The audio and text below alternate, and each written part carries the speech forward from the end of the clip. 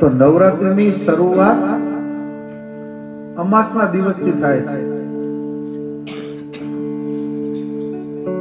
અમાસના દિવસથી શરૂઆત કરવાની, ભૂખ્યા રહેવાનું.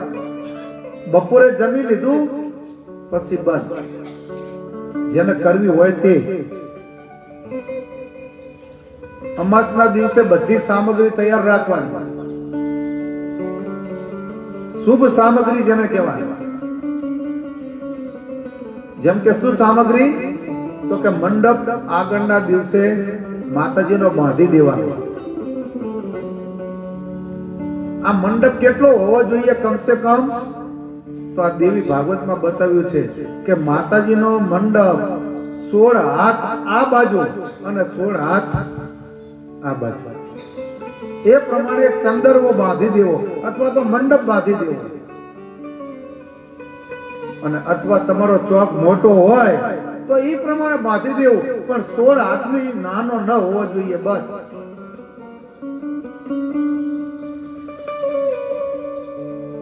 તમારા ઘરે ધોળી માટી લાવવાની, પછી એમાં છાણ લેવાનું,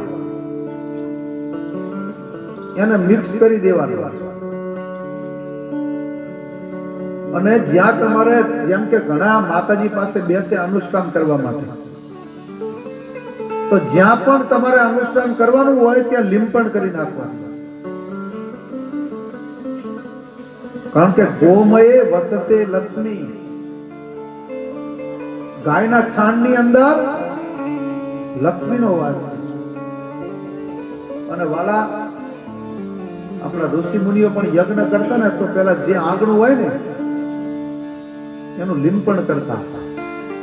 એ ભૂમિ પવિત્ર બને છે.